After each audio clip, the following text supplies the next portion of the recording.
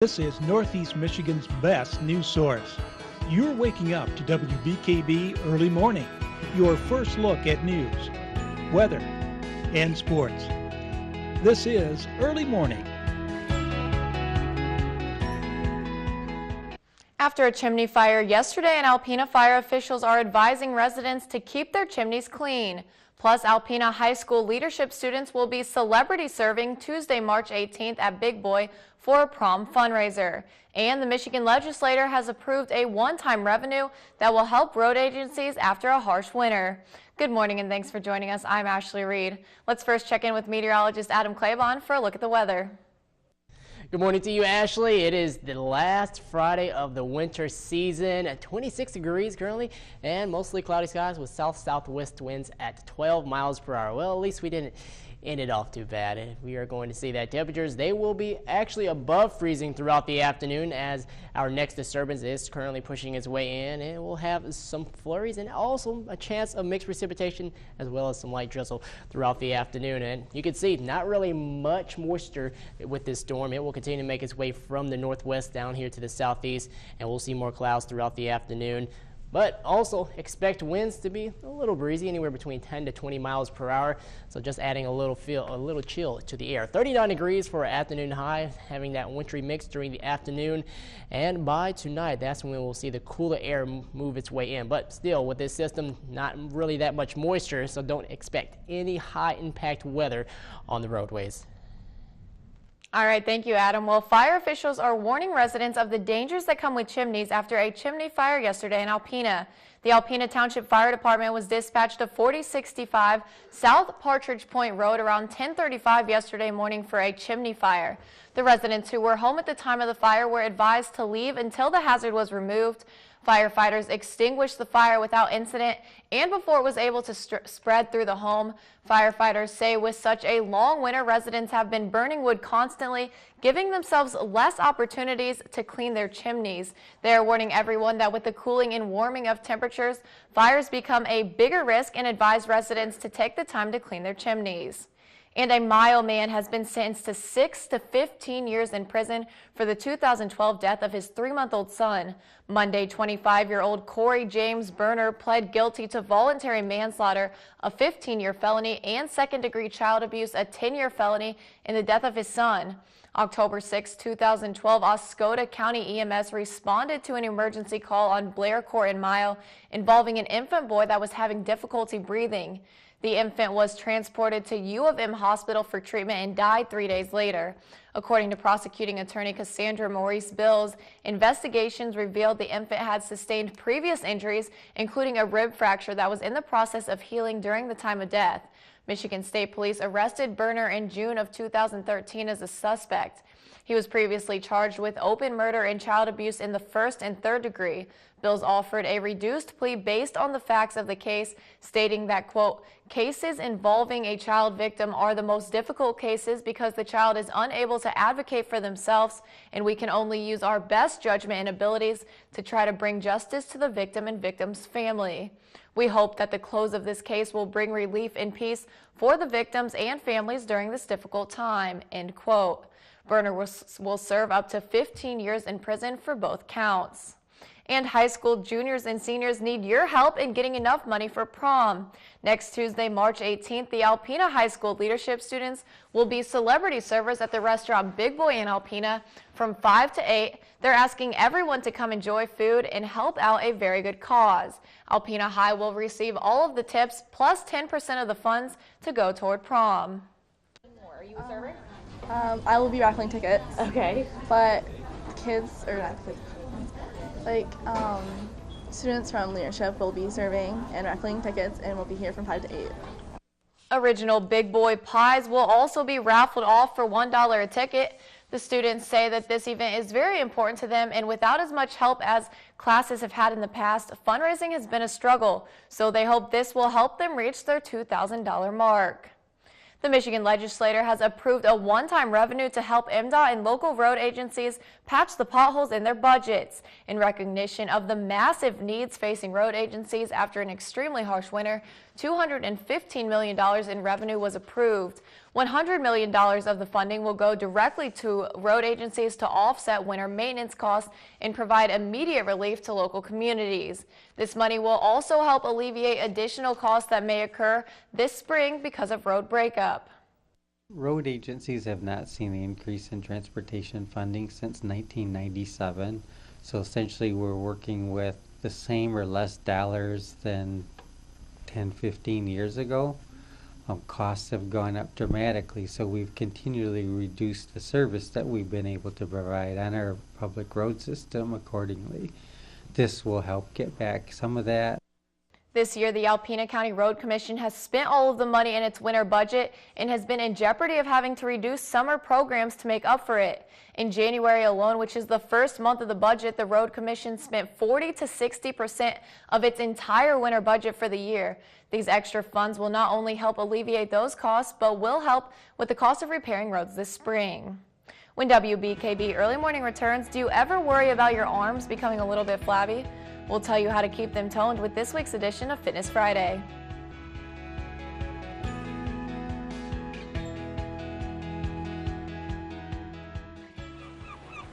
Welcome to another edition of Fitness Friday. I'm here at Bay Athletic Club with Tracy Granada, and as much as the cold weather has been such a joy for all of us, we are quickly approaching warmer weather, let's hope. And I know flabby arms seem to be a main concern for a lot of people as it's getting that time where our arms will be showing. So what can we do to prevent the flabby arms? Ashley, that's a very great question, and that's a common thing that we hear at Bay Athletic Club is just people want to tone their upper body. It's summer, they want to be wearing short sleeve shirts, tank tops, dresses, swimming suits. So what can you do? The best thing to do in this situation is actually to do a mixture of cardio and strength. It's really hard to actually isolate just one muscle group and achieve results, and that we call that spot reducing. So the best thing to do is, like I said, the mixture of cardio and strength, and that's exactly what we're going to do today. When you do the cardio and strength workout, it actually blasts fat from all over your body, which in turn, when you remove that fat off your layer of muscle, your muscles start to tone up and they show. There's more definition there. The strength obviously is going to tone, but the cardio is going to burn that fat off the muscle. So we're going to do a workout today that includes a little bit of both. All right, so the first thing we're going to do, Ashley, in this routine, so it's going to look like this. You're going to do a cardio move, then a strength move, then a cardio move, then a strength move. Okay. And we're going to do this for about 3 minutes. That's all it's going to take. It's 3 minutes a day. So the first thing we're going to do is our first cardio move, and it's with the jump rope. So if you have a jump rope at home, you're going to grab it. We'll see how those are. And you are actually just going to jump in place. And you're going to time yourself for 30 seconds just like this. Now, if jumping rope is difficult for you, you can always hold the jump rope in one hand, twirl the jump rope around and jump in place. Do the combination of the two. There you go. Oh, I do that worse than I do the regular jump rope. Or you can twirl and march. Again, if jumping is not an option for you, if you don't have a jump rope at home, guess what? You can just jump in place and mimic. Just keep it moving. Mimic, march, do whatever. Then from there, you're going to set that jump rope down after that 30 seconds, and we're going to hit the strength moves, which is actually going to be on the floor. All right, let's do it. The first strength move here, Ashley, for upper body is going to be up what we call a plank to hover. So I'm going to have you come down on the mat. We're going to place our hands under our shoulders, and we're going to straighten ourselves out and do a plank, lifting those hips. Good. Hands right under shoulders. Now from here, you're feeling those arms engaged. I want you to keep your hips straight and square to the floor, all right, keeping your back flat, and I want you to slowly take yourself down into a hover on the elbows, right there. Now you're going to lead with one arm, press back up into that plank, again preventing rotation through that lower back, hips staying square, and then drop back down to a hover. So this is called plank to hover, and you want to try to lead with your opposite arm the next time coming back up into plank, just so that each arm gets worked there for that tricep muscle. You can also do this move on the knees. You don't have to do it on the toes. So, and then how long do we want to do that? We want to do that one for 30 seconds too. So we're going to jump rope for 30, plank to hover for 30. Now after we plank to hover, we're going to get back up. We're going to jump rope again. Okay? Now our second strength training move on the mat is called a tricep dip. So we're actually going to have a seat on the mat, like so. Perfect. Okay. Feet out in front of us. Fingertips are forward on our mat underneath our shoulders. You're going to lift your hips up off the floor just like that.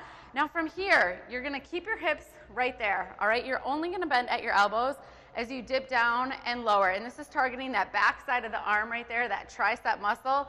A lot of times a common thing we see is that people want to drop their hips and not move their elbows. Did I drop my hips? Nope, you are moving your elbows. You're seeing that you get that bend there. So you want to just make sure you keep those hips up. So those are called tricep dips. You feel that in the back side of the arm there? I feel it already. Oh yeah, that's strength right there. Then after tricep dips, you're gonna jump back up, grab your jump rope, or just move in place for 30 seconds.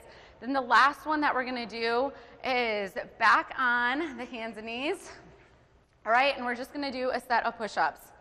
All right, set of push-ups. So from here, toes or knees. All right, toes or knees. You're gonna take the hands slightly wider than the shoulders, and you're gonna lower that chest down to the mat. Good, and push back up. Awesome strength, Ashley. Good, and then do it again, lower down, keeping your whole body flat, solid, straight. Like I said, these can be done on the toes or knees, or guess what? If you don't wanna get down on the floor, you can even do them on the wall. Okay. As another option, another modification. So those are our 3 strength training moves, alternated with the cardio moves on that jump rope, surely to give you those nice sculpted arms that we're looking for the summer. So not too much to remember, just 3 simple exercises. Keep it moving on the jump rope and 30 seconds a piece. Don't have to worry about the flab. 3 minutes a day. that's easy enough, right? That's right. All right, well, that's it today. We will be back next week with another Fitness Friday.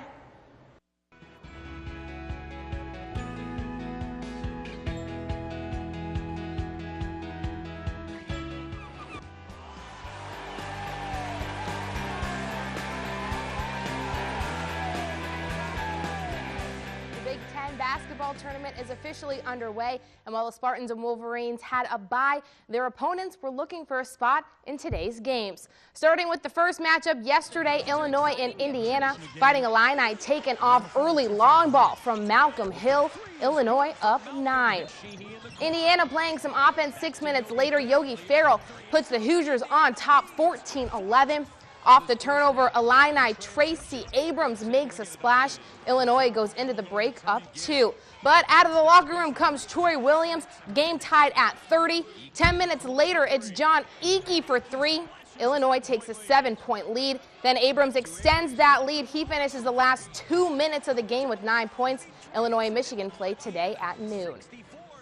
Nightcap pairing Northwestern and Iowa. Hawkeye fans honoring head coach Fran McFerry's son, who was diagnosed with a thyroid gland tumor. Start of the game, Northwestern breaks the tie. Sanjay Lumpkin for 2. 7 minutes later, Jared Utah drops his 3rd straight triple. Iowa up 6. And the threes are contagious. Trey Demps beating the buzzer, 31 all at the half. Northwestern pulling away in the second, draining the 3 is Drew Crawford. Then Gabriel Olszeny down low, putting Iowa within 4. Seconds left on the shot clock. Dave Sobolewski makes it 53-49. Northwestern upsets Iowa. The Wildcats and the Spartans play today at 9. In the NFL, 2 more players have been added to the Lions roster, with others still waiting to make a decision. Earlier yesterday, Detroit replaced defensive end Willie Young by signing linebacker Darryl Tapp. Tapp started his career in Seattle before playing in Philadelphia and most recently Washington. In his 8 seasons, he has recorded 267 tackles, 25 sacks, and 9 forced fumbles. Also signing with the Lions is Dolphins defensive lineman Von Martin. His agent confirmed the deal via Twitter. However, the team isn't going to announce it probably until today. 41 games have been played so far, and only 1 remains in the regular season before the Street Cats start what they hope is a long playoff run. It has been a back-and-forth year for the 21-20 Cats, but with the final roster set in, 4-seeded Alpena is looking ahead to its matchup with 1-seeded Traverse City in the first round of playoffs. It'll be the best of 3 in Hounds territory starting next Friday night at 7. During the regular season, the Hounds outscored the Street Cats 33-13, winning 7 of 8 games.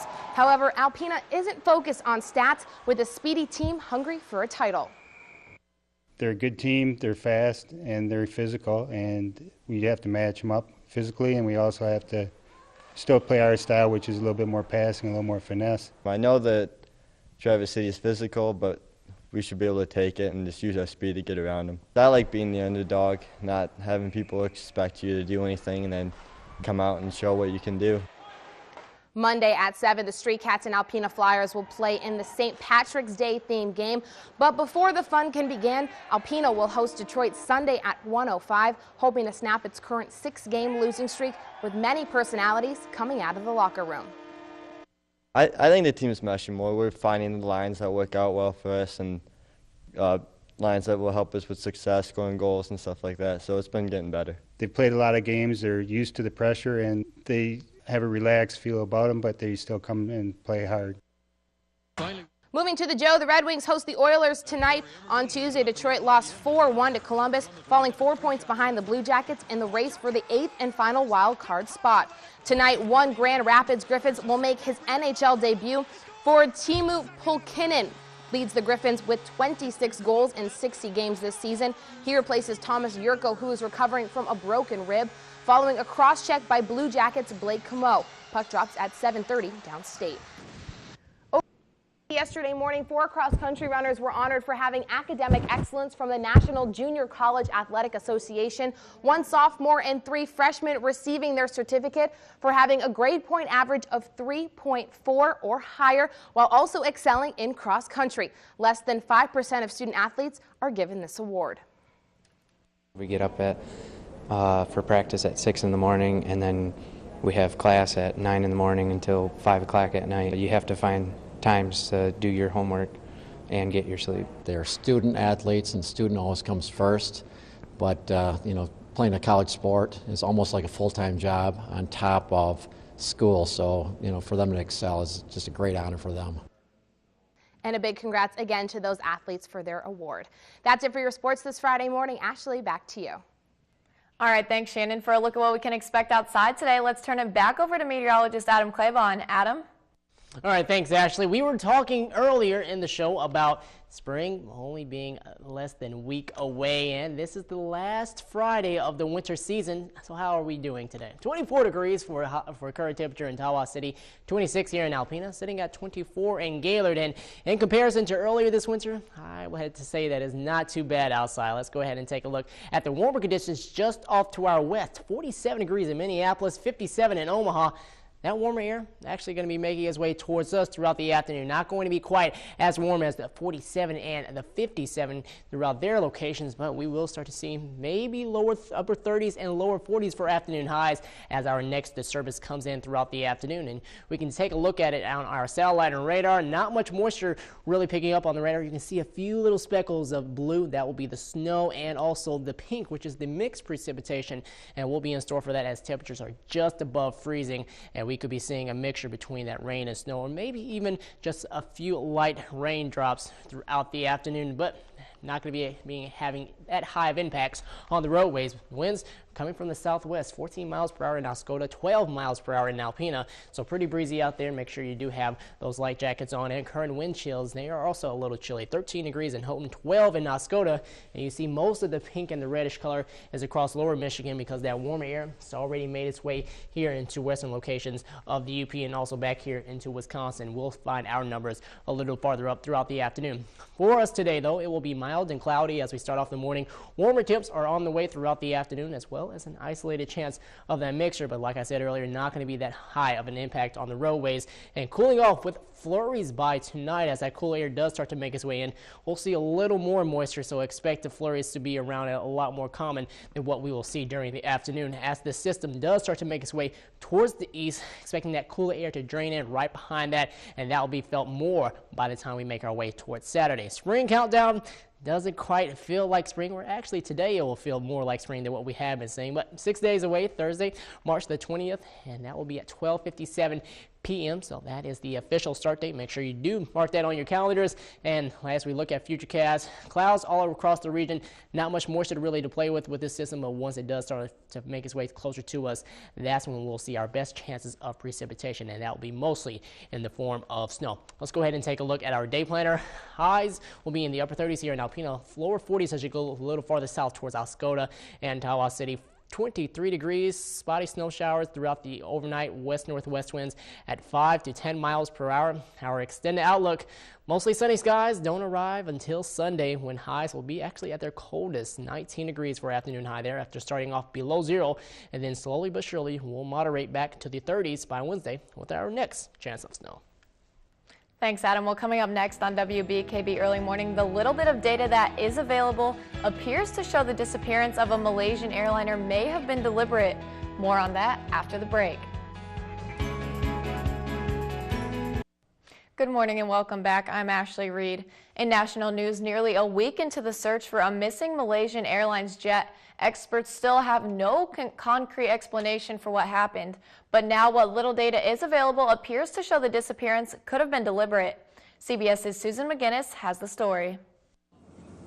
Investigators are focusing today on the possibility that the disappearance of a missing Malaysian airliner was deliberate. Sources tell CBS News 2 communications systems on board Flight 370 were shut down sequentially, which suggests it was done on purpose. But experts say the key to solving the mystery lies in locating the wreckage. We really need to find a debris field if we have one.